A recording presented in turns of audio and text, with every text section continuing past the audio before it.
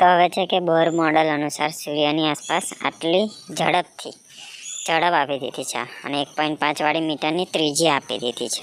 એ પૃથ્વીના ભ્રમણને રજૂ કરતો ક્વોન્ટમ અંક એટલે કે n શોધવાનો છે. અને પૃથ્વીનું દળ પણ આપી દીધું. તો જે આપેલું છે લખી દઈએ.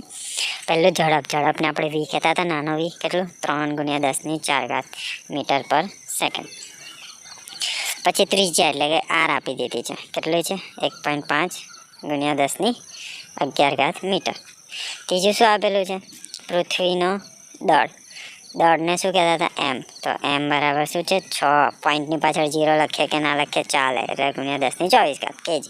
શોધવાનું શું છે? ક્વોન્ટમ અંક એટલે n. બરાબર. હવે આ જે આપેલું છે અને આ બોર મોડેલ લખેલું છે એના પરથી જ ખબર પડી જાય છે કે કયું સૂત્ર. બોરવાળું આપણે એક જ લખાયું હતું, mvr = nh/2π. ઓકે, h આપણે આ લેવાનો છે. આની પરથી જ ખબર પડી જવી જોઈએ, સૂત્ર યાદ આવી જવું જોઈએ જે આપેલું છે અને બોર નામ પરથી જ. ઓકે, તે સૂત્ર આપણે લખી દઈશું. m × v × r બરાબર nh/2π. હવે m આપેલું છે, v આપેલું છે, r આપેલું છે, ઓકે.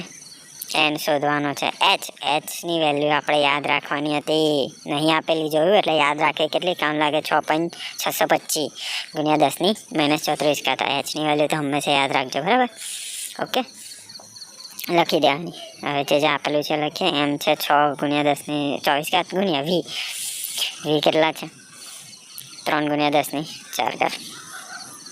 ગુણ્યા r પણ આપેલા છે 1.5 × 10⁻11 બરાબર. n શોધવાનું છે એવું ને એવું ગુણ્યા h આપણે યાદ રાખવાનું છે 6.625 × 10⁻34. હવે શું છે? છેદમાં શું છે? 2 × π. 2 અને પાઈની જગ્યાએ 3.14. ઓકે, પહેલાં આપણે આ બાજુની સાઈડનું સોલ્વ કરી લઈએ. ઓકે, તો 6, 3 અને 1.5 પહેલાં એનું કરીએ. ઓકે, 10 વાળું પછી કરીશું. તો પહેલાં આ 3નું કરીએ. 6 × 3 × 1.5 કેટલો આવે છે? 27. ઓકે, તેનો જવાબ મેં લખી દઈશ 27. હવે 10નો વારો. 10 3 વાર છે, એક વાર લખી દઈશું. ઉપર 24, 4 ને 11, 3 3 પ્લસમાં છે તો સરવાળો 3, 4 + 11 સોરી તો 39 આવશે. તો 10ની ઉપર શું આવશે? 39. બરાબર. આ બાજુની સાઈડનું એવું ને એવું હમણાં લખી દઈએ, બરાબર. સેમ ટુ સેમ લખી દઈએ, ઉતારી દઈએ. 2 × 3.14 છે, છેદનું 1 ગણી લઈએ તો કેટલા આવે છે? 6.28. તો નીચેનું આનો જવાબ આવે છે 6.28. બરાબર. હવે આ 6.28 સામે જશે તો ગુણાકારમાં જશે, તો આ તો સેમ ટુ સેમ લખી દઈએ ગુણ્યા આ 6.28 સામે આવે પછી બરાબર. ને n વાળું જે છે આખું જેવું ને એવું લખી દઈએ, બરાબર. ગુણ્યા 6.625 × 10⁻34. હવે આ 10 વાળું એક જ છે તો આ 27 અને 6.28નો ગુણાકાર થશે. કેટલો આવે છે? અરે સોરી જો આ કેલ્ક્યુલેટરમાં થોડું પ્રોબ્લેમ છે, લખાતું નહીં. લખાશે હા, હવે લખે. 27 ગુણ્યા શું હતું? 6.28 કેટલો આવે છે? 169.56. આ લખી દેવાનું.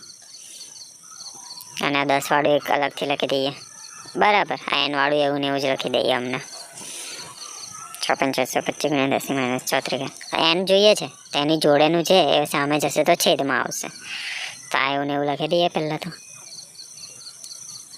અને આ બધું છેદમાં આવી જશે એટલે કે આની નીચે 6.625 × 10⁻34. બરાબર. આ n એકલો રહ્યો આ બાજુ. હવે આ 10 વાળું રહેવા દે, આ બેનો ભાગાકાર કરીએ. 169.56 ભાગ્યા શું છે? 6.625. કેટલો જવાબ આવે છે? 25.59. તો 25.59 લખી જ દેવાનું ગુણ્યા 10 એક વાર લખી દઈએ. 2માંથી આ પ્લસ માઇનસ છે તો માઇનસ બાદ બાકી થશે. મોટું 39 છે તો 39 - 34 થશે. કેટલું થાય? 39 - 34 5 થાય છે, પણ ઉપર મોટું છે એની ઉપર આગળ પ્લસ છે એટલે 5 પ્લસમાં લખીશું. એટલે 10ની ઉપર શું આવશે? અહીંયા જવાબમાં 5 આવશે. 10ની ઉપર 5. બસ અમારે એનનો જવાબ. બસ આટલું જ કરવાનું છે, ફોર્મ્યુલામાં મૂકીને ગણવાનું જ છે. સિમ્પલ છે. ઓકે, યાદ રાખવાનું. ઓકે.